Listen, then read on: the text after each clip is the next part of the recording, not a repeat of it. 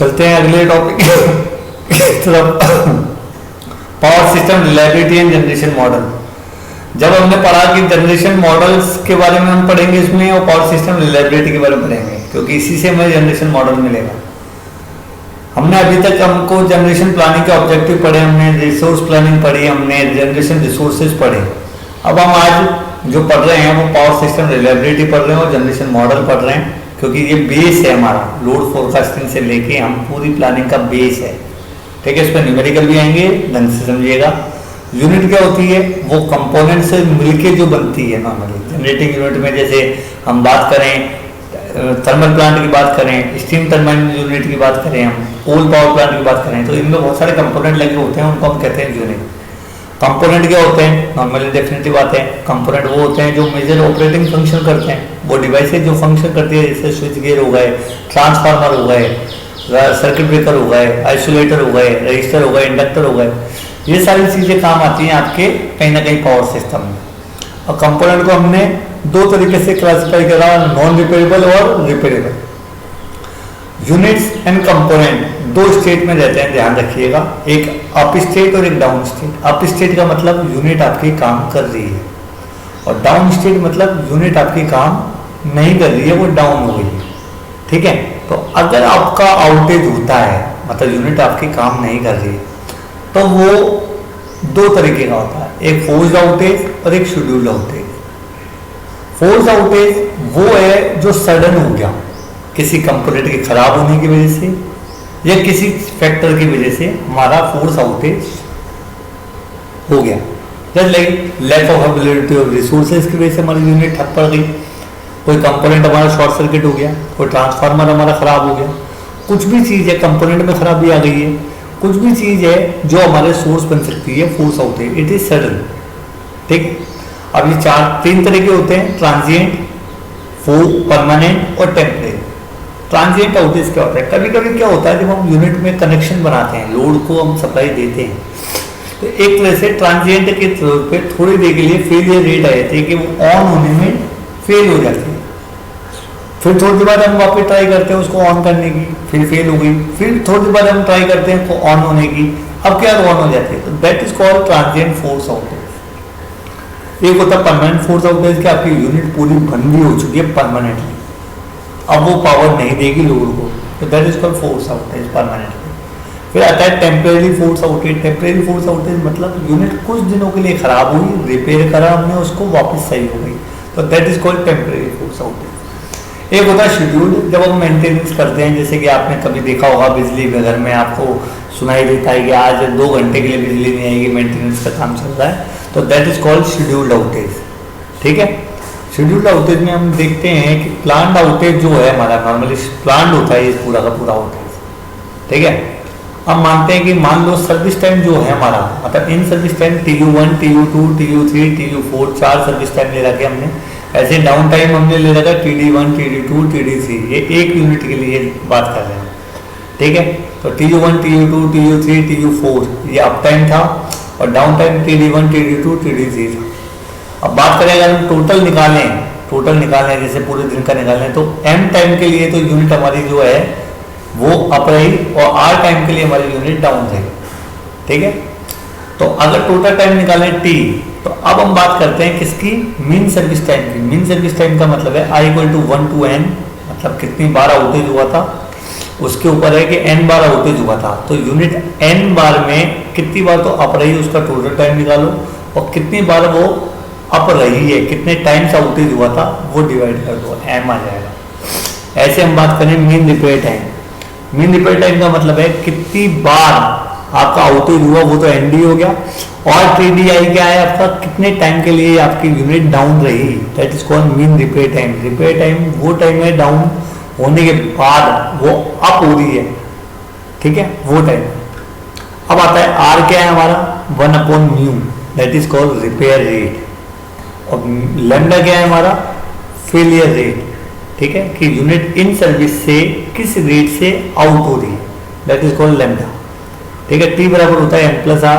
तो हमने देखा फोर्स आउटेज रेट क्या होती है, unavailability time upon total time. Unavailability time upon total time मतलब 1/μ upon 1/λ + 1/μ = lambda upon lambda plus mu.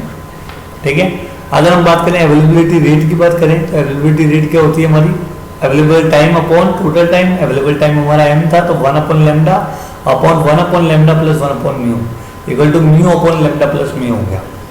ठीक है, अब बात करते हैं हम इसकी कि state probability of Markov model. State probability of Markov model क्या है हमारा, मार्कऑफ मॉडल ये कहता है कि अगर कोई यूनिट अप है तो दैट इज अवेलेबल और कोई यूनिट डाउन है तो दैट इज अनअवेलेबल। अगर वो अप से डाउन जा रही है लैम्डा रेट से और म्यू रेट से डाउन से अप हो रही है तो ये हमारी स्टेट प्रोबेबिलिटी क्या कहती है। अब बात ये आती है जनरेशन सिस्टम की रिलायबिलिटी दो फैक्टर पे डिवाइड होती है, एक प्लानिंग पीरियड पे, एक ऑपरेशन पीरियड पे। ठीक है, अब हम इस रिलायबिलिटी की स्टडी करते हैं, कुछ सब डिवीजन बनाते हैं। प्लानिंग पीरियड के लिए हमें स्टैटिक जनरेटिंग कैपेसिटी निकालनी पड़ती है। ठीक है, और ऑपरेशन पीरियड के लिए हमें स्पिनिंग जनरेशन कैपेसिटी निकालनी पड़ती है। और स्पिनिंग रिजर्वेशन जनरेशन कैपेसिटी क्या है, जब हमारा ऑपरेशन चल रहा है, ऑपरेशन चल, जब हम प्लानिंग कर रहे हैं तब तो चलो हमने बात कर ली, जब हमारा ऑपरेशन चल रहा है तो हमें रिजर्व में रखना पड़ता है क्योंकि यूनिट आउट होगी तो डेफिनेटली बात है लॉस ऑफ लोड होगा, लॉस ऑफ एनर्जी होगी। ठीक है, अब उस चीज के दौरान आपको रिजर्व रखना पड़ता है। ठीक है, अब ये आउटेज क्यों होते हैं, अब वो सॉरी रिजर्व क्यों रखना पड़ रहा है, रिजर्व रखने के लिए दो कारण है, एक तो आउटेज हो गया तो लॉस हो रहा था उसकी पूर्ति के लिए, एक लोड फोरकास्ट में अनसर्टेनिटी आ जाती है। कभी कभी मान लो आपने यूनिटें तैयार करी है 10 मेगावाट के हिसाब से, लोड आ गया 13 मेगावाट का, अब क्या करें, तो रिजर्व आपको रखना जरूरी है। ठीक है, अब बात ये आती है स्टैटिक जनरेटिंग कैपेसिटी का रिलायबिलिटी रिवोल्यूशन जो होता है वो नॉर्मली डिटर्मिनिस्टिक और प्रोबेबिलिस्टिक अप्रोच में है। डिटर्मिनिस्टिक मेथड में क्या करते हैं, हम दो कॉमन रूल रखते हैं। ठीक है, पहला परसेंटेज रिजर्व मार्जिन कितना रखना है वो, और दूसरा एक एडिशनल लार्जेस्ट यूनिट हमें लगानी है, ये ध्यान रखिएगा। ठीक है, एडिशनल लार्जेस्ट यूनिट हमें लगा के रखनी है और कितना रिजर्व मार्जिन हमें है वो चीज़ पे हमारा डिटर्मिनिस्टिक अप्रोच है। प्रोबेबिलिस्टिक अप्रोच में हम प्रोबेबिलिटी देखते हैं। ठीक है, प्रोबेबिलिटी ये देखते हैं कि हमारा जो लोड है उसको क्या प्रोबेबिलिटी है कि वो लोड को सप्लाई नहीं मिल पाएगी, एनर्जी नहीं मिल पाएगी, लोड सर्व नहीं हो पाएगा, उस हिसाब से हम लेके चलते हैं प्रोबेबिलिटी मेथड। प्रोबेबिलिटी मेथड में हम ये भी लेके चलते हैं कि हमारी यूनिट के फेल होने की प्रोबेबिलिटी क्या है और हमारी यूनिट के रिपेयर होने की प्रोबेबिलिटी क्या है। ठीक है, तो ये हम लेके चल रहे हैं। और पर हम चाहे कोई सा भी मेथड लो, हमें पहले आपको ये निकालना होता है कि आपकी यूनिट की प्रोबेबिलिटी ऑफ आउटेज क्या है। उस प्रोबेबिलिटी ऑफ आउटेज से आप कैपेसिटी आउटेज निकालोगे और उसी टेबल को हम कहते हैं generation model. Capacity outage probability table को हम जनरेशन मॉडल कहते हैं। मतलब according to the system reliability parameter of the generation planning we have to calculate the energy not served, load loss और हमारा पीक लोड के हिसाब से हमारी कितनी एनर्जी सप्लाई नहीं हो पाई। इस चीज़ का एक मैथमेटिकल मॉडल निकाला जाता है और उसी मैथमेटिकल मॉडल को हम जनरेशन मॉडल कहते हैं। मतलब हमें रिलायबिलिटी को देखने के लिए in the case of outage और the in case of scheduled outage or force outage, in case of scheduled outage or force outage, energy not served और load loss और PELL, ठीक है, LOLE, ठीक है, ये आपको निकालना है।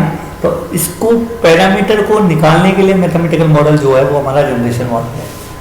ये बाइनोमियल डिस्ट्रीब्यूशन को यूज करता है। अब देखते हैं कैसे काम करता है ये, हम देखते हैं। सबसे पहले हमने ये देखा कि मान लो मेरे पास जनरेटर है 2 × 3 मेगावाट के 2 जनरेटर है, हर की FOR अनअवेलेबिलिटी रेट 0.02 है। ठीक है, फिर एक जनरेटर हो रहा है मेरे पास 5 मेगावाट का, उसकी भी 2% है, मतलब 0.02 FOR है, आउटेज प्रोबेबिलिटी है। ठीक है, अब बात ये आया, मान लो दूसरी यूनिट काम नहीं कर रही, पहले ही काम कर रही है, तो सबसे पहले तो हम निकाल लेते हैं। तो हम देखते हैं कि जो दोनों यूनिट, दो जनरेटर लग रहे हैं 3-3 मेगावाट के, वो FOR 0.02 है, मतलब P1 जो हो गया वो हमारा जो हो गया 1 - 0.02 हो गया। सॉरी, P1 हम बोल दें, P1 क्या बोले हम, P1 0.02, 1 - 0.02 मतलब 0.98 हो गया, और Q1 हमारा 0.02 है। Q1 is the outage rate, probability of outage, and P1 is the working, मतलब आउटेज की प्रोबेबिलिटी 0.02 है और वर्किंग की प्रोबेबिलिटी 0.98 है। ठीक है, तो P1 Q1 एक के लिए होगा, P2 Q2 दूसरे के लिए होगा। ठीक है, मान लो आपका 0 मेगावाट की आउटेज हुई, मतलब 0 मेगावाट की आउटेज हुई मतलब दोनों काम करना है, तो you have to do P1 into P2। अगर आप P1 को काम करने की प्रोबेबिलिटी बोलते हो और Q1 को फेलियर की प्रोबेबिलिटी बोलते हो तो P1 इंटू P2, राइट है, क्योंकि दोनों यूनिट काम कर रही है। अब आपने बोला 3 मेगावाट का लॉस हो गया। 3 मेगावाट का लॉस होने का मतलब है पहले वाले ने काम करा, दूसरे वाले का लॉस हो गया, या दूसरे वाले ने काम करा, पहले वाले का लॉस हो गया। तो 0.98 इंटू 0.02 प्लस 0.02 इंटू 0.98, ठीक है। अब आता है 6 मेगावाट का। 6 मेगावाट का मतलब लॉस हो गया, मतलब दोनों यूनिट खराब हो गए, दोनों जनरेटर खराब हो गए, मतलब काम करने की प्रोबेबिलिटी अब 0.02 इंटू 0.02 ही है, तो ये आ गया। तो आपका ये प्रोबेबिलिटी आ गई। अब बात आती है आपके 5 मेगावाट की यूनिट भी काम कर रही है। 5 मेगावाट की यूनिट काम कर रही है, तो अगर 0 मेगावाट का होगा तो टोटल लोड कितना सप्लाई होगा आपका 6, तो वो 5 ये 11 मेगावाट की पावर सप्लाई होती है। तो 0.9604 से ये आई थी इंटू 0.98, ठीक है। 3 मेगावाट का लॉस होता है तो 3 मेगावाट के लॉस के लिए अपन ने 0.0392 निकाली थी इंटू 0.98, और 6 मेगावाट का होता है तो 0.0004 इंटू 0.98। अब मान लो 5 मेगावाट भी आउट हो गई तो टोटल क्या होगा 0 प्लस 5, 3 प्लस 5, 6 प्लस 5, मतलब 5, 8, 11। तो इनकी प्रोबेबिलिटी 0.02 से मल्टीप्लाई हो जाएगी, ये आ जाएगा। तो इस तरीके से आप प्रोबेबिलिटी निकालेंगे जिससे कि आपको रिलायबिलिटी पता लगेगी। और हमें अब फॉर्मूला निकल गया, हमने जब ये कैपेसिटी ऑफ टेबल से फॉर्मूला निकाला NCR Q की power R P n minus R, where P is the availability और Q is the unavailability and R is the number of units और फोर्स आउटेज, ठीक है। तो ये बाइनोमियल डिस्ट्रीब्यूशन फॉर्मूले से हम सिस्टम रिलायबिलिटी पैरामीटर निकालेंगे। आगे जाके देखेंगे हम अगले लेक्चर में तो कौन कौन से पैरामीटर हम निकालेंगे। Thank you.